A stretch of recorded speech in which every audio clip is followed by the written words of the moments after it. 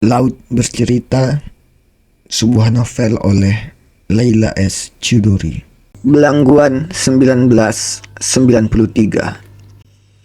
Seonggok jagung di kamar tak akan menolong seorang pemuda yang pandangan hidupnya berasal dari buku dan tidak dari kehidupan.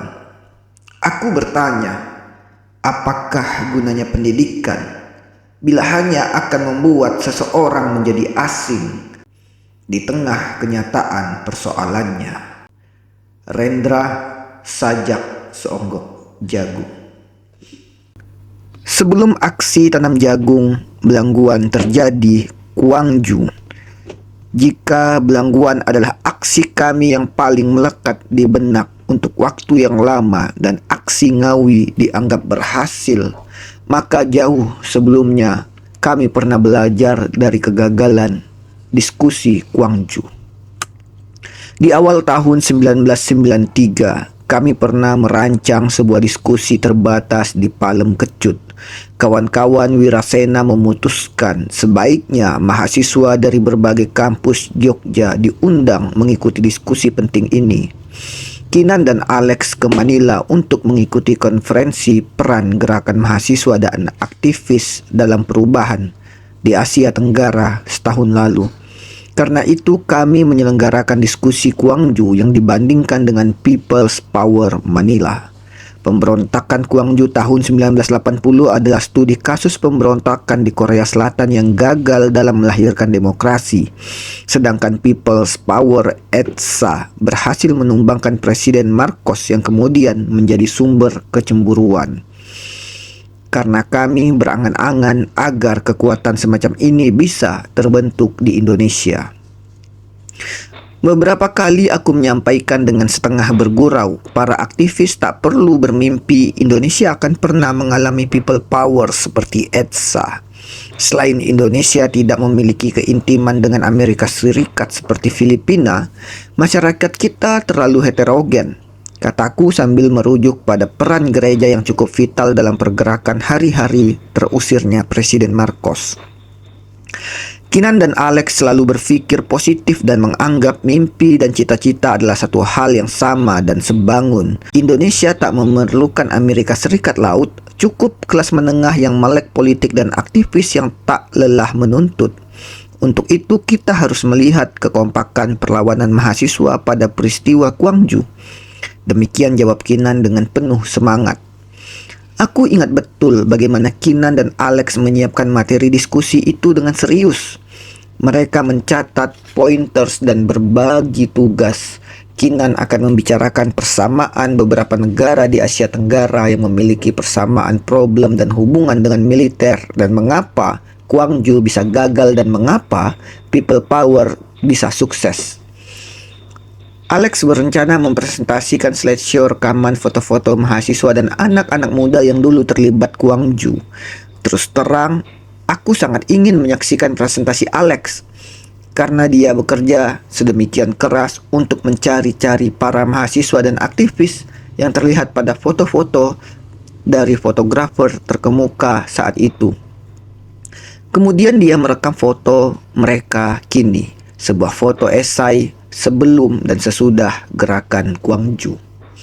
Aku juga ingat bagaimana cerewetnya Naratama mengomentari beberapa foto rekaman Alex dan menyarankan urutan mana yang perlu dibicarakan pada awal presentasi dan siapa yang harus disebut belakangan. Sementara Alex dan Naratama berdiskusi atau berdebat dengan nada yang tinggi, Gusti memotret mereka dengan rentetan blitz. Aku ingat betapa aku heran mengapa Gusti sangat akrab dengan Blitz dan selalu merasa membutuhkannya meski pada siang hari.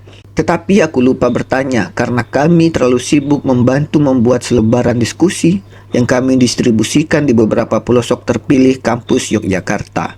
Entah bagaimana, rupanya selebaran itu jatuh ke tangan Intel. Diskusi itu belum sempat dimulai ketika terjadi penggerebekan di Palem Kecut. Tiba-tiba saja serombongan Intel berbaju preman dan beberapa polisi dan aparat Kodim masuk begitu saja ke ruangan Palem Kecut dan menuduh kami sedang merencanakan aksi keonoran buruh di Jogja. Kinan, Bram, Sunu, Alex, dan aku diangkut, diinterogasi sepanjang malam. Tapi karena Kinan bersikeras menunjukkan beberapa dokumen sejarah peristiwa Gwangju berbahasa Inggris, akhirnya mereka melepas kami keesokan hari karena mereka merasa tema diskusi kami sama sekali tak berbahaya. Kecuali Bram yang permisi kembali ke Palem Kecut. Kami semua memilih kembali ke Siagan.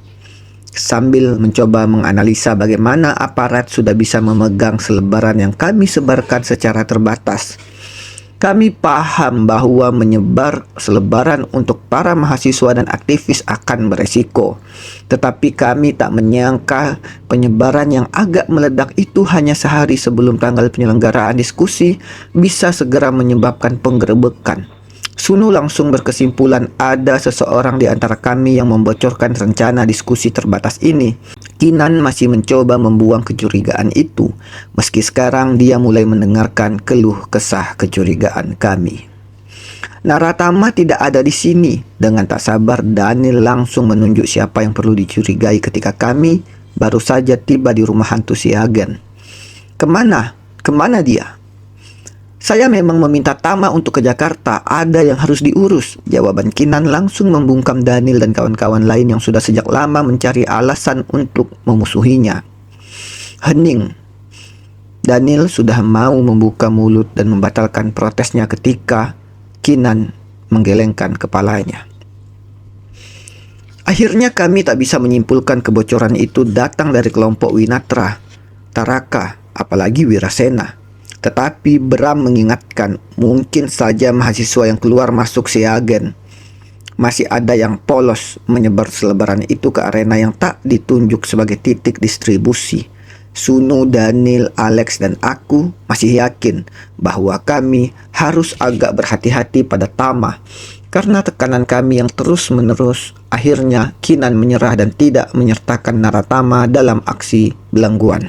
Dari balik jendela bus, aku hanya melihat kegelapan yang sesekali diselingi satu dua lampu jalan menuju belangguan. Di penghujung Jawa Timur, aku rasa kami sudah akan memasuki kawasan Ngawi. Hutan jati di kiri kanan jalan berkelebat mengingatkan betapa kaya rayanya negeri ini dan betapa miskinnya hidup kami. Tak hanya kelompok Wirasena, Winatra, dan Taraka Yoga, tetapi juga kawan-kawan Winatra dari Jakarta, Semarang, Solo, Surabaya mengirim perwakilan untuk bergabung atas nama Aksi Mahasiswa untuk Belangguan.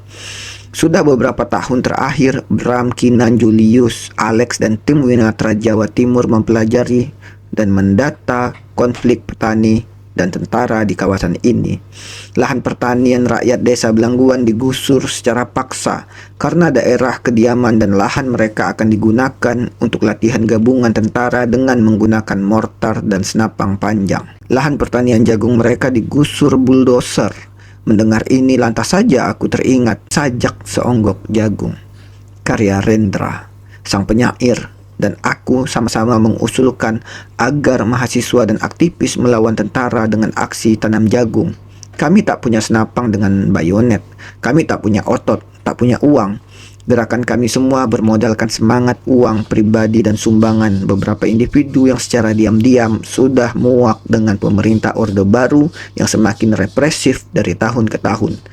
Kali ini kami menambah senjata perlawanan itu dengan sajak dan aksi penanaman jagung.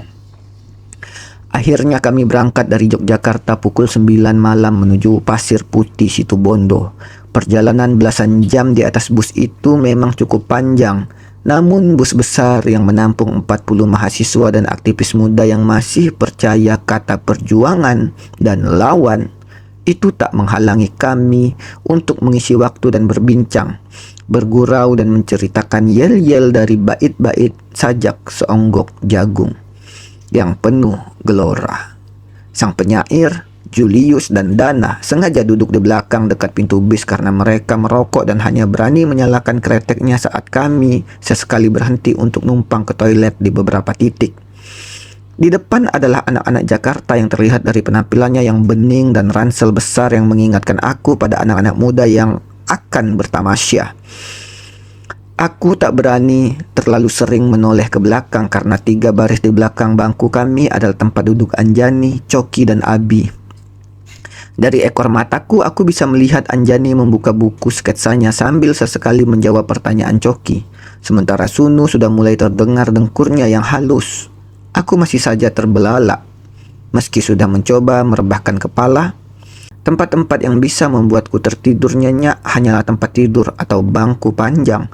Sunu seperti juga Bram, Kinan, Julius, dan Dana adalah orang yang bisa tidur sambil berdiri atau cukup bersender pada tembok. Sedangkan Daniel untuk waktu yang lama sering menggunakan ranselnya sebagai substitusi guling agar dia bisa tidur. Aku mencoba melihat keluar jendela yang masih gelap dan mencoba memejamkan mata. Cilaka, yang muncul justru wajah Anjani yang membuatku gelisah dan semakin sulit tidur. Aku mencoba membolak-balik kepalaku, rupanya semua monyet di sebelahku terganggu oleh kegelisahanku. Mungkin aku harus segera tidur dengan dia, jadi urusan insomniamu beres. Sunu menggerutu sambil tetap memejamkan matanya. Jangankan tidur, mencium saja dia belum. Alex yang biasanya pendiam itu ikut-ikutan rewel. Hah? Kapan dia berani mencium? Tiba-tiba saja Daniel dari kursi seberang ikut nyemplung dalam diskusi tanpa tujuan ini. Sudah terlalu lama Ngana hanya saling memandang dan bertukar bicara. Nanti si Tama yang berhasil, Ngana gigit jari. Jangkrik, tiba-tiba kok semua berani mengeroyok aku, seolah-olah mereka semua jagoan pacaran.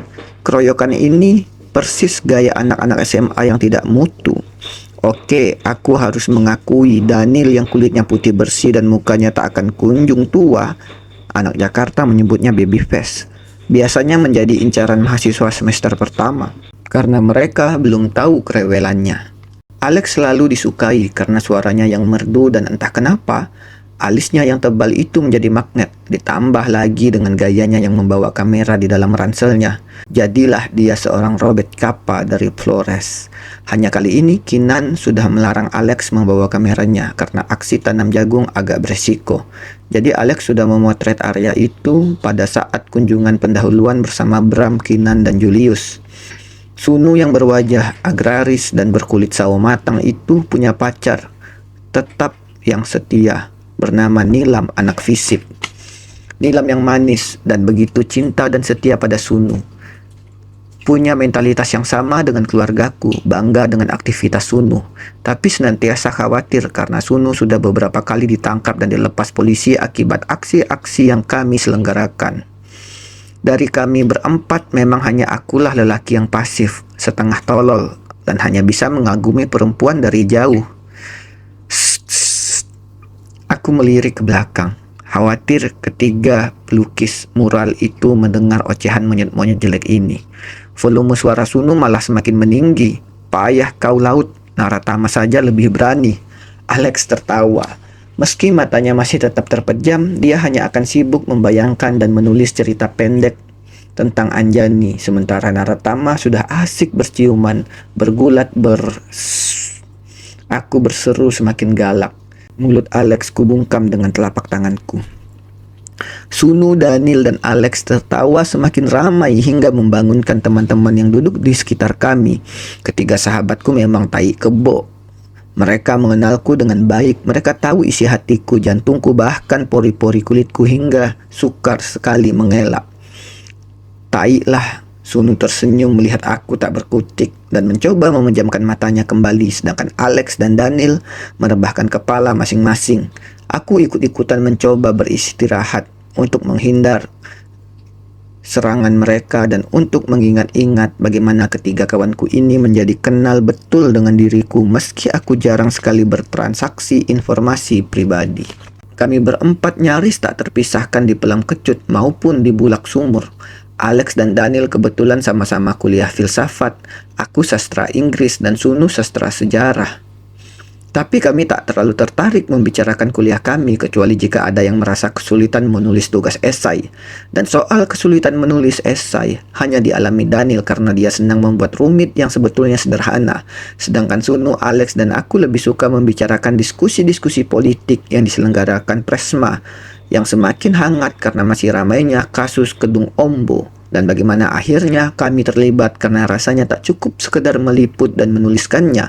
Belakangan itu pula yang menyebabkan kami semua terlibat dengan diskusi-diskusi dan bergabung dalam struktur Winatra.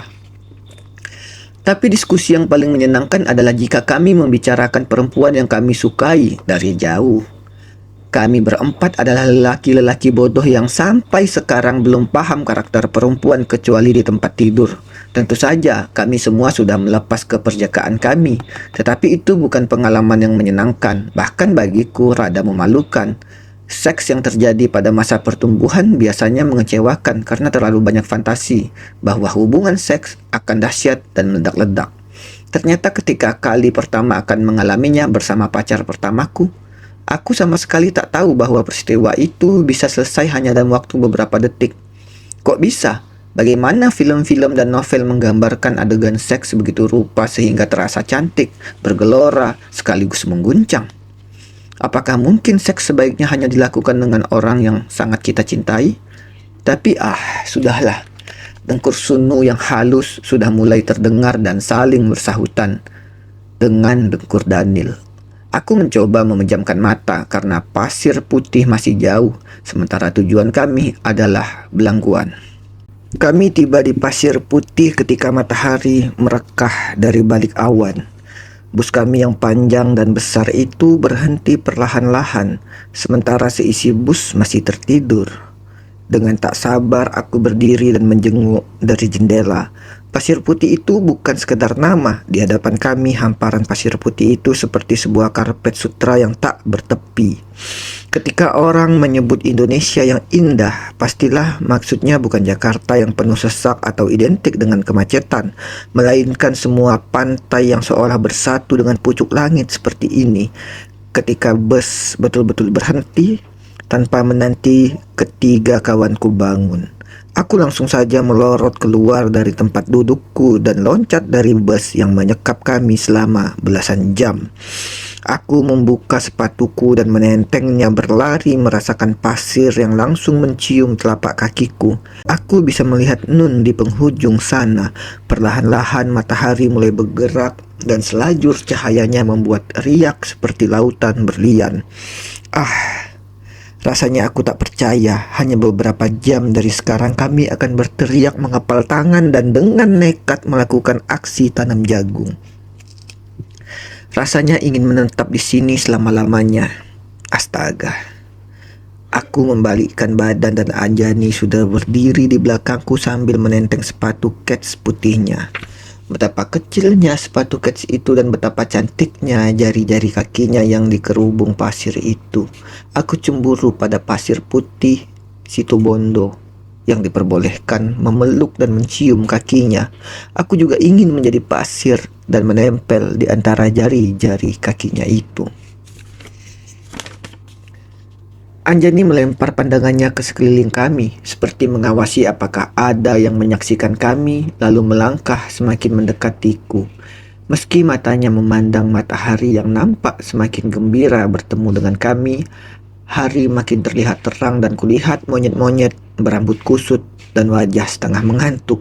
Daniel, Sunu, dan Alex yang satu persatu keluar dari bus disusul kawan-kawan lain. Sebagian mencari WC, sebagian lagi mungkin ingin mencuci muka, sebagian langsung merokok. Aku sendiri mendadak ingat bahwa aku belum bertemu odol dan sikat gigi, dan di sampingku ada Anjani yang tengah takjub dengan keindahan pasir putih di pagi hari.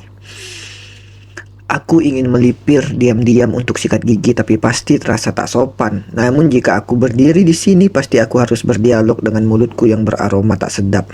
Dan kita tak akan menemukan pemandangan seperti ini di Jakarta, katanya berkomentar sambil terus berjalan menuju tepi pantai. Aku masih dalam dilema, meninggalkannya untuk menyikat gigiku, tapi Anjani terlanjur melambaiku. Tangannya mengajakku menikmati tepi pantai yang bening itu. Aku melipat ujung celana jeansku dan berjalan menyusulnya sambil mengira-ngira bagaimana caranya berbicara sejauh mungkin agar dia tak bisa mencium bau naga dari mulutku. Aku bahkan tak sempat berpikir betapa kelakuan kami seperti anak SMA yang klise, memainkan pasir, berkecipak dengan air laut yang membasahi kakiku yang jelek. dan menyentuh kaki Anjani yang mungil dan putih itu. Mungkin di Ancol, kataku mencoba mengarahkan wajahku ke arah lain agar dia menyadari betapa kacaunya mulutku di pagi sedini ini sebelum bertemu dengan odol dan sikat gigi. Anjani tertawa dan giginya yang putih seperti biji mentimun itu seperti selalu menggosok gigi setiap 2 jam sekali, saking terlihat rapi dan bersih. Dari jauh aku melihat ketiga monyet tersenyum-senyum menyaksikan kami yang sedang bermain air di tepi pasir putih. Sunu bahkan mengacungkan jempolnya. Daniel meniru gaya orang berciuman, berjinguk. Pagi semakin terang. Seisi bus nampaknya sudah turun dan tersebar kemana-mana. Kemarin, Kinan sudah mengingatkan agar kami sarapan pagi di pasir putih, sembari menanti jemputan kawan-kawan yang sudah terlebih dahulu berada di Belangguan. Aku melihat kawan-kawan sudah bergerak ke kawasan warung-warung mengikuti langkah Kinan dan tak satu pun dari mereka yang memanggil kami. Anjani berjalan menjauh menyusuri pantai seperti tak peduli bahwa seharusnya kami mengikuti rombongan Kinan dan Bram. Akhirnya aku mengikutinya dari belakang dan bertanya apakah dia lapar. Dia tak menjawab. Sial, kakinya yang kecil itu ternyata bisa mengambil langkah yang panjang dan sigap. Jani, kita harus bergabung dengan mereka untuk sarapan. Jemputan dari Belangguan akan datang sekitar 2 jam lagi. Menurut Alex, Pak Subroto sudah menanti di Belangguan. Mendadak Anjani membalikkan tubuhnya dan mendekat padaku. Sangat dekat. Aku terkejut, mematung ketika bibirnya mendekat ke wajahku dan dia berbisik, "Aku harus menutup mulutmu agar kau tidak bicara soal Belangguan." Begitu saja dia betul-betul menutup bibirku dengan bibirnya. Segar, kenyal, basah, dan manis seperti es mentimun. Seluruh tubuhku terasa bergetar dan ingin meledak. Setelah beberapa detik, Anjani berhenti dan melirik ke belakangku. Sambil berbisik, Anjani menyampaikan bahwa sejak tadi ada 3 orang lelaki intel yang membuntuti kami. Aku tidak menyadari itu karena terlalu sibuk dengan kegugupanku. Maka aku mengikuti saja tindak tanduk Anjani. Aku merangkul bahunya dan berpura-pura mengajaknya berlari agar kami bisa menjauh. Jadilah kami berlari berpegangan dengan seolah-olah kami sepasang remaja SMA yang sedang indohoy di sepanjang pantai putih. Padahal kami tengah menghindar intayan intel. Setelah merasa sudah jauh dan aman dari ketiga lelaki itu, barulah aku berhenti berlari. Anjani sedikit terengah sambil menatapku. Aku merasa tolol karena ternyata Anjani lebih awas dan sigap menghadapi bahaya. Aku ingin sekali mengucapkan kata Belangguan agar dia menciumku lagi. Meski tahu itu tak akan berguna, dan aku lupa persoalan odol dan sikat gigi. Bibir dan lidah Anjani terasa segar dan manis di pagi hari ini. Aku bahkan lupa rasa lapar. Seluruh tubuhku bergelora dan terpaksa menekannya sekuat tenaga. "Mereka sudah mengikutimu sejak kamu jalan sendirian ke arah pantai," kata Anjani di antara deru nafasnya. "Aku kurang awas, terlalu terpesona oleh matahari pagi," jawabku seadanya dan sama sekali tidak peduli dengan para intel itu. "Kita harus menyusul mereka." Anjani menunjuk arah warung. Aku mengangguk dan bertanya pada diriku sendiri kapan aku bisa menciumnya lagi. Anjani menggamit lenganku dan mengajak aku berjalan bergabung dengan kawan-kawan lain. Insiden 3 lalat yang membuntuti kami itu segera kami laporkan kepada Kinan. Sudah kuduga Kinan tak terkejut mendengar cerita kami karena dia sudah memperhatikan gerak-gerik para intel. Ada beberapa yang duduk di warung dan ada yang nongkrong di mobil hitam di sana. Katanya menunjuk dengan tenang, "Santai saja laut, kita jalan terus." Sebelum zuhur, beberapa mobil penjemput kawan-kawan dari Belangguan muncul ke pasir putih. Kini membagi-bagi kelompok keberangkatan ke dalam mobil kijang abu-abu dan beberapa kol yang sekaligus menjadi pengelompokan penginapan kami di rumah-rumah petani. Ketiga monyet tak habis-habisnya tersenyum lebar dan semakin sengit cuitannya ketika Kinan memasukkan Anjani ke dalam kelompok kami. Aku tak berkutik antara bingung karena pasti sulit berfungsi sebagai manusia biasa selama Anjani berada dalam radius yang terlalu dekat denganku, dan juga girang berharap aku bisa membalas ciuman rasa es mentimun itu. Kami naik mobil kijang tanpa banyak tanya karena Kinan seperti seorang kepala sekolah sudah menghalau kami untuk segera masuk mobil dan duduk tanpa banyak protes. Kinan duduk di depan di sebelah Mas Yono, putra sulung Pak Subroto, tokoh desa yang selama ini menjadi penghubung kami dengan warga Belangguan. Aku duduk di dekat jendela, lantas Suno menyusul di belakangnya. Anjani ikut masuk, sedangkan Alex, Daniel, dan Gusti duduk di kursi belakang. Mau tukar tempat dengan Kujan? Suno bertanya dengan wajah polos. Kapan-kapan akan kutabuk wajahnya. Anjani tersenyum dan mengangguk. Tersenyum lebar. Suno keluar dari mobil dan mempersilahkan Anjani masuk dan duduk di sebelahku. Anjani duduk dengan santai di sebelahku dan meletakkan ransel kecilnya di dekat kakinya. Dengan beberapa pasang mata memperhatikan dari sudut mata sembari tersenyum-senyum, aku tak punya pilihan selain melihat keluar jendela. Mobil tumpangan kami bergerak dan dari jendela aku melihat Bram, Julius, Dana, dan sang penyair masih mengurus kelompok lain di mobil kol sewaan untuk membuntuti kami ke Belangguan. Perjalanan dari Pasir Putih ke Belangguan masih akan memakan waktu 3 jam.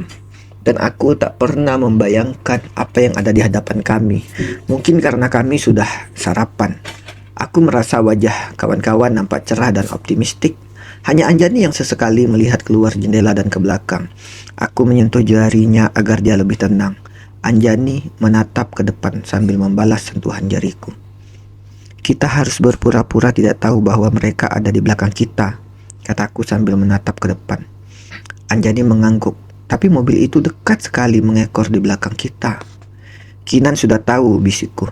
Seolah dengan adanya Kinan segalanya bakal beres dan aman sentosa. Santai ya nih, kata Kinan. Mereka tahu bahwa kita sudah tahu, jadi ini seperti teater belaka. Iya mbak, Anjani mengangguk. Ingat aksi kita di Ngawi? Tanya Sunu tiba-tiba. Sengketa lahan petani yang akan diambil alih perusahaan. Gol? Itu strategi Kinan. Mas Bram dan Julius yang mendampingi petani yang diintimidasi aparat. Aku tidak ikut, Anjani menimpali. Tapi Naratama bercerita bagaimana serunya aksi Ngawi. Aku tak sadar ketika tiba-tiba saja aku melepas jari-jari Anjani dan entah bagaimana secara otomatis aku melemparkan pandangan keluar jendela, mengira-ngira mengapa pada setiap tiang listrik di kota manapun akan selalu ada rentangan burung-burung yang bertengger tanpa takut kesetrum. Aku ingat banyak yang ikut 200, 300 orang, 250. Daniel menyambar dari kursi belakang, termasuk wartawan lokal solid. Kami semua bersembunyi, termasuk wartawan lokal solid. Kami semua bersembunyi dan Julius keluar dengan megafon memberi kode dan tiba-tiba saja para petani muncul hampir 1.000 orang. Sunu bercerita dengan semangat. Aku tersenyum melihat Sunu yang mencoba memvisualisasikan bagaimana petani yang tersembunyi di gorong-gorong dan muncul begitu saja mengejutkan polisi dan tentara yang berjaga-jaga mengantisipasi kedatangan kami. Mereka tak menyangka akan begitu banyak petani yang berani melawan. Anjani mendengarkan dengan atentif dan sekali tertawa mendengar cerita Sunu. Bagaimana dia dan Julius berbicara tegas bahwa mereka harus ke DPRD untuk menyampaikan agar pengambil alihan lahan harus ditunda. Julius menyatakan itu sambil melotot, padahal sebetulnya dia berdebar-debar. Aku pegang tangannya yang gemetar, kata Sunu terkekeh-kekeh. Kinan tampak ikut tersenyum tanpa berkomentar dan sesekali bertanya pada Mas Yono, rute mana yang lebih aman untuk mencapai Belangguan? Di kursi belakang, Alex dan Gusti mulai berdebat soal penggunaan blitz dalam pemotretan. Dan Daniel sudah jelas ada di pihak Alex. Pencahayaannya lebih alamiah tanpa blitz tololmu. Pencahayaannya lebih alamiah tanpa blitz tololmu itu, Daniel menggerutu. Ngerti opo sampean, ocok melok-melok. Gusti menidurkan tubuhnya dan memangku kamera lengkap dengan blitz kesayangannya.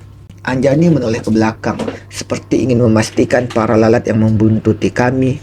Mobil mereka sudah menghilang, kata Anjani. Dan kau Gusti buang saja blitzmu. Barang itu bukan saja mengganggu yang dipotret, tapi juga terlalu menonjol untuk aksi seperti ini. Buang-buang piye to barang larang iki. Gusti mencengkram kamera dan blitznya, lalu menyenderkan kepalanya. Sementara Alex menggeleng-gelengkan kepalanya. Aku merasa Anjani kembali menyentuh jari-jariku dan darahku terasa mengalir dengan deras ke segala arah. Ini agak gawat, karena kami sedang beramai-ramai di dalam mobil. Masa karena hanya disentuh kelingking perempuan saja, aku menjadi panik dan ingin bercinta. Ini gila. Aku mencoba menahan gejolaknya dengan mengajak Anjani berbincang tentang komik yang kubaca sejak kecil. Tentang buku-buku paling hebat yang ceritanya masih melekat di benakku. Tentang keinginanku suatu hari menerbitkan cerita-cerita pendekku. Ajaib, aliran darahku mulai normal. Nafasku lebih tenang. Pada saat itulah Anjani menggenggam tanganku seerat-eratnya dan aku menggenggamnya kembali tanpa terganggu oleh gejolak hatiku. Rombongan mobil Kijang dan Kol akhirnya tiba di Belangguan sekitar pukul 4 sore. Kinan sudah mengingatkan agar kami jangan keluar berbondong-bondong seperti pendukung sepak bola yang baru menghambur keluar stadion. Menurut Kinan, para intel masih mengikuti meski kini menghilang untuk sementara. Maka aku bersama Anjani, Sunu, Alex, dan Daniel berjalan bersama-sama melangkah nyaris berjinjit agar tak terlalu berisik. Sementara kawan-kawan lain berpisah dalam kelompok kecil dan berjanji untuk bertemu di rumah Pak Subroto. Pak Subroto seorang pria yang mungkin berusia 60 tahun, berkulit sawo matang, bertubuh kempal dan berkumis. Itu adalah tokoh yang dihormati dan dituakan di area Belangguan. Dengan segera dia mengajak kami berkumpul dan duduk di atas tikar di dalam rumahnya. Bersama Mas Bram, Kinan, Julius, dan Dana, Pak Subroto menjelaskan secara teknis bagaimana caranya 40 orang sebaiknya dibagi-bagi menginap di tempat penduduk dan menunggu saat yang tepat untuk diam-diam menanam jagung. Suasana berubah mencekam begitu Pak Broto menyampaikan ada beberapa mobil patroli sudah mondar-mandir dari kejauhan sejak tadi siang. Jumlah mereka kelihatannya cukup banyak, kata Pak Subroto mengingatkan. Dia tenang meski wajahnya tetap was-was. Malam turun perlahan bagai tirai panggung berwarna hitam gelap. Terdengar suara jangkrik dan kodok di sawah yang saling berbincang. Mungkin merasakan begitu banyak tamu asing yang mengerumuni Belangguan. Pada saat itulah Mas Bram memutuskan agar kami bergerak untuk menempati rumah-rumah penduduk yang menanti sampai situasi aman untuk menanam jagung. Kemungkinan kita akan menanam jagung setelah azan sholat subuh. Kinan membagi 40 orang menjadi 5 kelompok yang rencananya akan tersebar di rumah-rumah penduduk. Tetapi Pak Subroto menyampaikan bahwa beberapa rumah petani di sebelah utara sudah dijaga banyak tentara. Maka akhirnya hanya 2 kelompok pertama yang saat ini menumpang di rumah petani dan kawan-kawan lain akan menyusul. Segera saja Kinan, Sunu, Alex, Daniel, Anjani, dan aku menjadi kelompok pertama yang berjalan menuju rumah Bu Sumantri. Mas Bram, sang penyair, Julius, Dana, Narendra, Widi, dan Coki berpisah menuju rumah Pak Slamet yang letaknya tak jauh dari rumah Bu Sumantri. Kawan-kawan lain menanti di sebuah gubuk milik Pak Subroto yang digunakan sebagai penampungan yang terletak dekat pematang. Mereka menanti untuk menyebar diri jika keadaan sudah cukup aman. Kami berlari setengah berjingkat agar tak terlalu berisik menuju rumah Bu Sumantri yang hanya diterangi 3 buah lampu teplok. Bu Sumantri seorang petani yang mungkin berusia 50 tahun, memiliki sepasang mata yang tajam dan suara yang lantang, menanyakan apakah kami lapar, yang segera dijawab Kinan dengan sopan, "Tenang saja Bu, jangan repot." Daniel berbisik padaku bahwa dia sebetulnya cukup lapar karena memang sudah waktunya makan malam. Begitu laparnya, kata si manja itu, hingga dia sanggup memakan kami satu persatu. Kali ini aku tak bisa memarahi Daniel karena aku juga lapar. Kami semua belum sempat makan siang, tapi sungguh konyol memikirkan perut saat keamanan sudah di ujung tanduk. Kami semua duduk di atas tikar dan bersuara karena Kinan dan Sunu meletakkan telunjuk ke atas bibir. Kami semua duduk di atas tikar tanpa bersuara karena Kinan dan Sunu meletakkan telunjuk ke atas bibir. Tentara sudah mulai masuk dan mengecek rumah-rumah para petani satu persatu. Suara mereka yang membentak-bentak semakin lama semakin terdengar. Mereka menanyakan di rumah manakah para mahasiswa menginap. Dan tentu saja para petani beragak heran. Seketika entah bagaimana aku merasa bisa mendengar debar semua kawan-kawanku secara serempak. Daniel yang sudah melupakan rasa laparnya bersandar ke punggung Alex. Sunu terdiam menunduk, wajah Anjani di sampingku terkena sinar lampu. Dan aku tak bisa mengagumi kecantikannya karena sesungguhnya kami diserbu rasa takut. Semua wajah semakin pucat. Anjani tak ragu lagi menggenggam tanganku dan tak seorang pun punya keinginan jahil untuk menggodanya. Ketika terdengar bentakan tentara yang mulai menyisir rumah petani paling ujung, Kinan memberanikan diri mengintip jendela dan langsung menuju lampu taplok. Dia mematikannya satu persatu. Kini kami duduk di atas tikar dalam keadaan gelap dan mencekam. Langkah-langkah mereka semakin dekat dengan rumah Bu Sumantri.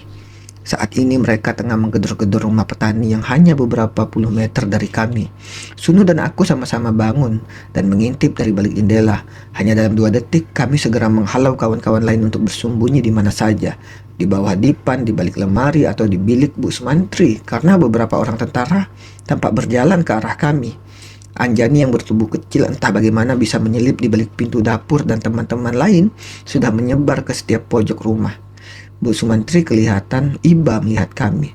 Tiba-tiba saja dengan nekat Bu Sumantri memutuskan keluar dari pintu belakang.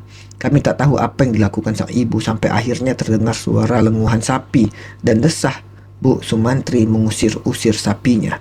Aku penasaran dan menyelinap ke dapur mengintip apa yang dilakukan Bu Sumantri yang ternyata penuh taktik itu. Astaga, tiba-tiba saja kulihat seekor sapi yang lepas dan terdengar seruan Bu Sumantri yang berlari kecil di belakangnya. Sapiku, sapiku, bedal. Si sapi seperti binatang yang mendadak pintar dan tahu situasi melangkah ringan, malah menjauhi rumah Bu Sumantri ke arah ladang. Bu Sumantri lantas mengeluarkan suara yang sungguh pilu dengan mengatakan sapi itu kesayangannya yang sudah dipelihara sejak kecil.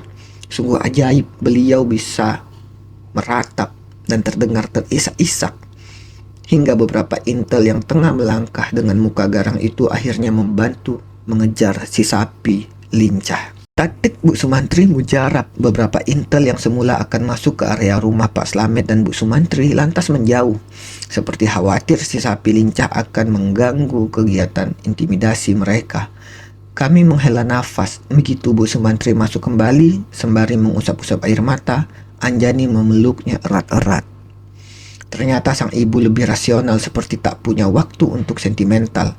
Ia merepet dalam bahasa Jawa, mengusir Anjani yang seakan tak mau melepas pelukannya. Wes cukup, kok kabeh krungu. Dari jauh suara jangkiri bernyanyi terhalang oleh suara derak roda mobil yang melindas jalan memasuki area. Mobil patroli. Sunu mengintip dan segera memberi isyarat agar kami merunduk. Semua merapat ke dinding duduk dan jangan bergerak, jangan ada yang ke jendela. Kinan memberi perintah. Kami duduk bersila merapat ke dinding, tidak bersuara, dan aku yakin tak ada yang berani bernapas. Suara mobil-mobil patroli itu terasa semakin dekat. Aku semakin menekan punggungku ke dinding. Anjani di sebelahku memandangku. Dia menyelipkan jari-jarinya ke bawah kaki dan menggenggam jariku. Gelap dan mendebarkan. Untuk 30 detik yang mencekam, mobil-mobil patroli itu berhenti sebentar di depan rumah Bu Sumantri dan terdengar dialog antara beberapa lelaki. Nampaknya tentara yang tadi mengejar-ngejar sapi lincah Bu Sumantri itu menjelaskan bahwa Bu Sumantri kehilangan sapinya. Suara debur jantungku seolah bersatu menjadi sebuah orkestra. Rasa takut kami bersama. Kami adalah mahasiswa yang rata-rata berusia 22 atau 23 tahun. Kecuali Mas Bram, Kinan, dan sang penyair yang sudah lebih senior. Kami cukup hijau dalam menghadapi teror mental seperti ini. Anjani semakin mendekat pada bahuku, sementara aku bisa melihat Daniel dan Alex memilih untuk memejamkan mata. 30 detik yang terasa seperti setahun yang menyiksa itu berlalu ketika mobil-mobil patrol bergerak meninggalkan rumah Bu Sumantri. Terasa ketegangan yang kental mencair seketika. Daniel, Alex, dan Sunu mendadak menurunkan bahunya yang seolah terpaku di dinding. Anjani selonjor mungkin karena pegal, duduk bersila. Kinan dan Alex mengintip dan dari jendela, mengecek mobil yang semakin menjauh itu. Setelah merasa aman, Kinan meletakkan telunjuk ke bibirnya dan berbisik, dia akan menemui Mas Bram di rumah Pak Slamet. Kami menggeleng-geleng karena masih bisa mendengar sayup-sayup suara tentara dari arah rumah Pak Slamet. Kinan memberi isyarat agar kami membentuk lingkaran. Kalau mereka terus-menerus berpatroli sampai pagi, kita akan sulit melakukan aksi tanam jagung. Aku harus koordinasi dengan Mas Bram. Susah, Kak, mereka masih di sana. Tunggu sampai mereka pergi, kata Alex sambil terus mengawasi rumah Pak Slamet dari jendela. Akhirnya kami semua kembali pada posisi semula, duduk bersila merapat ke dinding. Di luar terdengar rintik-rintik hujan. Bu Sumantri kemudian berdiri menjenguk dapur belakang yang pintunya menggelewer. Dia menggumam mengatakan ada suara dari pintu belakang. Buru-buru kami menyelinap ke persembunyian masing-masing. Para lelaki di bawah tempat dipan dan di dapur, sementara Kinan dan Anjani masuk ke dalam bilik Bu Sumantri. Terdengar suara Bu Sumantri menegur entah siapa yang datang. Suara detak jantungku mendadak berhenti. Itu suara penyair. Astaga. Kami semua merayap keluar dari bawah dipan. Mas Gala. Aku memeluk bahunya dengan rasa lega sembari berusaha mengecilkan suara gembiraku. Kinan menarik sang penyair ke tengah ruangan. Kami semua merubung karena sang penyair memberi isyarat agar kami berkumpul. Aku berhasil menyelinap dari pintu belakang. Mas Bram berpesan dia mendengar desa ini diblokade sampai pagi nampaknya. Mereka memang bukan sekedar menghalangi aksi kita, tetapi juga ingin mencari alasan untuk menangkap kita. Semua terdiam, suara hujan terdengar mulai deras hingga suara sang penyair agak terhadang. Kita harus berusaha keluar lagi. Apa mas? Kita harus berusaha keluar dari desa ini begitu ada kesempatan.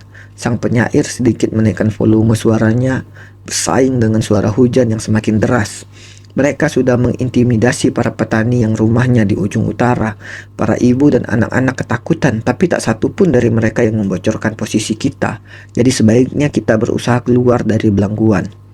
Kami saling memandang antara kecewa dan takut. Jadi maksud Mas Gala jauh-jauh kita ke sini untuk kemudian pulang lagi ke Jogja, begitu? Tanya Alex dengan nada setengah menuntut. Tentu tidak. Nanti di Surabaya kita bergerak ke DPRD Jawa Timur. Sang penyair menjawab sambil menghela nafas. Ya, Mas. Daniel mengeluh. DPRD kan seperti septic tank. Kerjanya cuma menampung terus. Kami tak bisa tersenyum mendengar Mat Keluh bersuara. Tapi memang ini menyedihkan. Sejak seonggok jagung yang seolah menjadi pompa darah kami terasa kehilangan daya, sang penyair pasti paham akan kekecewaan kami. Bagaimana caranya keluar jika desa ini sudah dikelilingi tentara, Mas? Apa tidak mungkin kita nekat saja menanam jagung subuh nanti? Aku masih ingin mendengar alternatif lain. Saya rasa tak mungkin laut. Sang penyair tersenyum. Jangan kecewa, ada kalanya kita harus mundur sebentar. Kami semua terdiam. Di luar sudah mulai hujan, kata sang penyair. Pada satu saat, blokade di beberapa titik dan penjagaan di rumah-rumah penduduk akan berkurang. Penjagaan akan mengendur. Jadi kita menunggu saja? Tanyaku. Menunggu dengan tetap waspada, jawab Kinan sembari berbisik dan membubarkan kerumunan kami untuk kembali duduk merapat ke dinding agar tak terlihat dari jendela. Sambil duduk bersila, sang penyair bercerita bahwa semua kawan-kawan di rumah Pak Slamet setuju dengan keputusan Bram. Kawan-kawan yang berada di rumah penampungan pasti akan paham, karena Mas Yono juga sudah memberitahu situasi terakhir. Sampai sekarang, setelah beberapa jam, hanya kita dan kawan-kawan yang berhasil masuk ke rumah penduduk. Yang lain masih di rumah penampungan Pak Subroto. Artinya aksi ini tersendat, kita harus keluar subuh nanti. Ada strategi lain, Mas? Tanyaku lagi. Subuh masih agak jauh. Sang penyair menghela nafas. Kinan benar, kita harus menunggu sampai penjagaan sudah mulai berkurang. Jadi seandainya mereka menginap terus-menerus di sini, kita akan terjebak sampai kiamat atau lebih buruk lagi. Kalau mereka sebegitu tak sabarnya, bisa saja mereka memeriksa ulang setiap rumah satu persatu. Hujan di luar semakin mengeras, setiap butir air seperti sedang meninju tanah, memberontak dan mengguncang kesadaran bahwa itu adalah tanah bagi petani, bagi tanaman jagung, bukan untuk tempat latihan para tentara memuntahkan peluru. Aku melirik jam tanganku, sudah pukul 10 malam.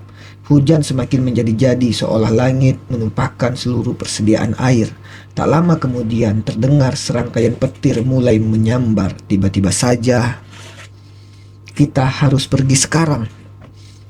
Kata-kata itu meluncur begitu saja dari mulutku, seolah bibirku memiliki hidupnya sendiri. Aku sendiri terkejut, jangan-jangan ada setan yang sedang menghimpit tubuhku dan si setan itu yang berbicara. Maksudmu? Tanya Kinan. Sekarang sedang hujan lebat, aku yakin penjagaan mereka tak terlalu ketat. Asal kita jangan bergelombol, kita bisa berlari ke tempat penampungan, menjemput kawan-kawan. Lalu dari sana, kita keluar melalui ladang dan pematang. Alex menyala, aku masih ingat jalan menuju ladang. Tapi kalau gelap susah juga. Bagaimana caranya kita berjalan melalui ladang tanpa senter? Nanti bisa diantar Mas Yono, dia tahu jalan-jalan keluar melalui pematang.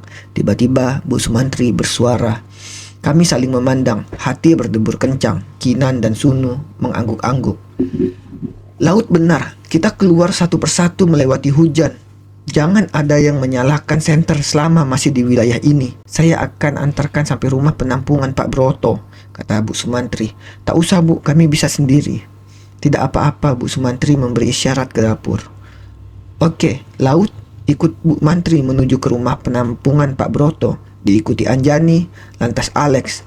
Daniel, jangan bergerombol. Kinan memberi instruksi. Oke, Laut ikut Bu Mantri menuju ke rumah penampungan Pak Broto. Diikuti Anjani, lantas Alex, Daniel. Jangan bergerombol. Kinan memberi instruksi. Kinan dan saya akan mampir dulu ke rumah Pak Slamet untuk menjemput Bram dan kawan-kawan, kata sang penyair. Dituntun Bu Sumantri, kami semua merubung pintu belakang di dapur. Ini memang agak gila dalam keadaan hujan yang luar biasa deras. Seperti ini kami malah akan menembusnya. Sambil berjingkat, aku mengikuti Bu Mantri yang berjalan menembus guyuran hujan. Agak jauh di belakangku, Anjani mengikutiku. Karena kami tak menggunakan senter, agak sulit melihat dan mengenali jalan, dan ternyata benar tebakanku. Dengan petir yang menyambar-nyambar seperti ini, para tentara kini tak kelihatan. Mungkin mereka tengah berlindung di rumah penduduk atau di bawah pohon besar atau di sebuah warung. Aku segera mempergunakan kesempatan ini untuk berlari secepat-cepatnya meski sepatuku terasa berat oleh air hujan. Kami tiba di rumah penampungan begitu cepat dan segera memberitahu kawan-kawan strategi terbaru untuk segera keluar dari desa ini.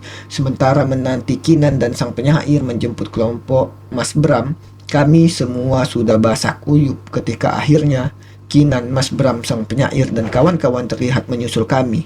Bu Sumantri kemudian berbincang sebentar dengan Mas Yono agar dia mengantar kami menyusuri ladang untuk mencapai jalan raya.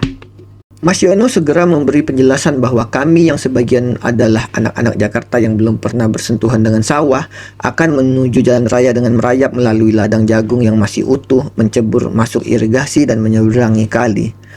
Kalian akan bertemu Lintah, Kodok, dan sedulur-dulurnya. Jangan takut, tak akan kita mati disentuh mereka. Demikian Mas Yono. Dia segera memberi aba-aba agar kami mengikutinya satu persatu berjingkat menuju pematang. Hujan yang masih saja menghajar bumi memudahkan kami lolos dari intayan tentara yang pasti sudah jauh di belakang kami. Tiba-tiba di tepi ladang, Mas Yono mengangkat tangannya. Aku persis berada di belakang Mas Yono. Lantas di belakangku berturut-turut ada Daniel, Alex, dan Sunu yang ikut-ikutan mengangkat tangan dan menyetop barisan yang mengikuti kami. Mas Yono mengatakan agar instruksi jangan disampaikan dengan teriakan, melainkan dengan gaya estafet. Saya khawatir kalau kita berteriak lama-lama, mereka bisa mendengar. Mereka sering patroli ke kampung-kampung menggunakan lampu sorot yang besar, kata Mas Yono. Jadilah instruksi agar semua merunduk dan merayap disampaikan dari mulut ke mulut. Kami semua merayap seperti ular. Baju kami bukan saja basah tapi penuh lumpur dan lengan penuh besat-besot dedaunan jagung yang lumayan kasar. Paha dan kaki sudah jelas kena gesek dengan bebatuan atau benda-benda keras di atas ladang yang kami rayapi. Apa boleh buat, ini satu-satunya cara. Terdengar omelan Daniel yang nampaknya terkena lintah atau binatang apapun yang licin karena dia tak sanggup untuk tidak melengking. Semua ramai-ramai menyetop kerewelan Daniel. Mas Yono benar, ternyata dalam keadaan hujan pun masih ada lampu sorot besar dari mobil patroli yang mencurahkan cahaya ke segala penjuru. Wis, film Hollywood, kalah iki. Sunu bergumam sambil terus merayap di belakangku. Dalam keadaan merayap, basah dan diselimuti lumpur seperti itu, aku sama sekali tak pernah terfikir tentang film Hollywood. Sunu selalu mampu menampilkan humor di antara situasi kritis dan gelap seperti ini.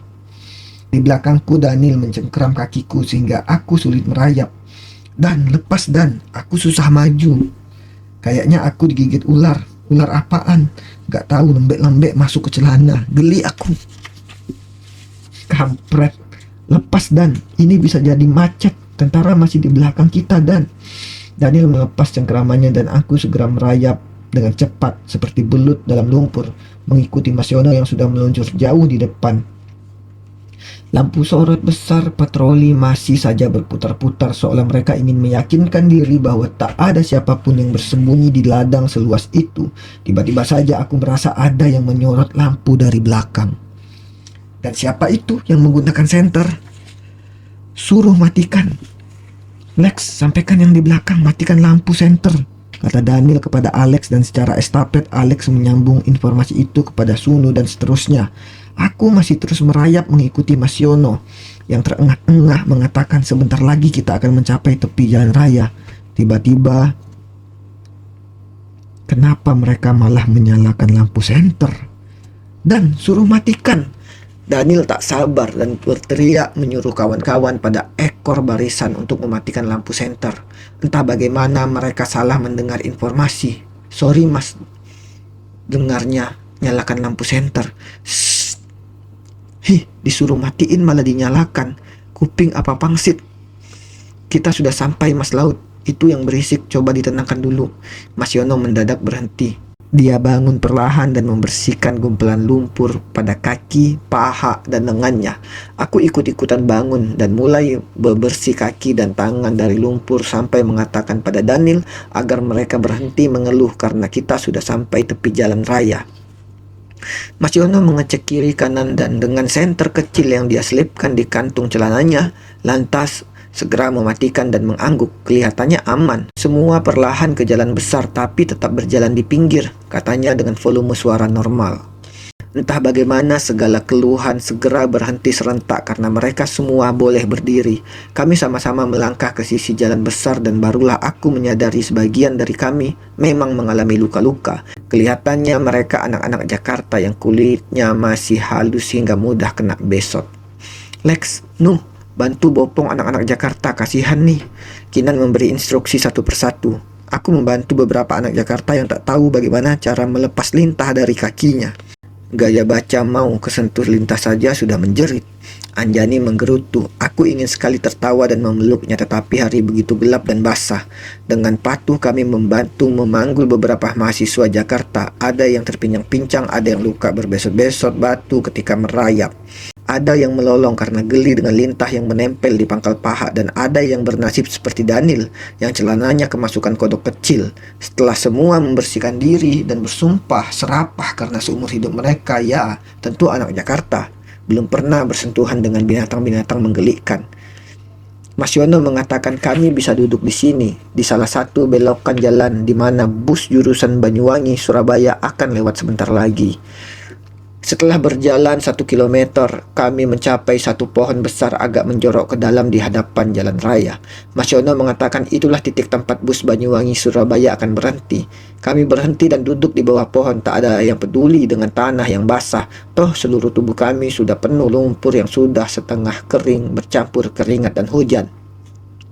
Menjelang subuh, bus Banyuwangi Surabaya meluncur menghampiri kami. Kami semua naik ke atas bus seperti serombongan pemain bola yang kalah, basah oleh keringat dan hujan, penuh lumpur dan layu. Bus besar itu membawa kami ke Surabaya dan dalam sekejap hampir seisinya tertidur. Rasanya baru 1 menit memejamkan mata ketika tiba-tiba aku merasa ada lampu sorot yang menyilaukan mataku. Aku terbangun dan segera mengguncang bahu Sunu dan Alex, menggeletak seperti sapi. Bus berhenti di depan kami. Ada 2 mobil polisi yang menghadang bus yang kami tumpangi. Tubuhku lemas seketika. Sayup-sayup aku merasa mendengar suara Rendra membacakan bait sajak seonggok jagung.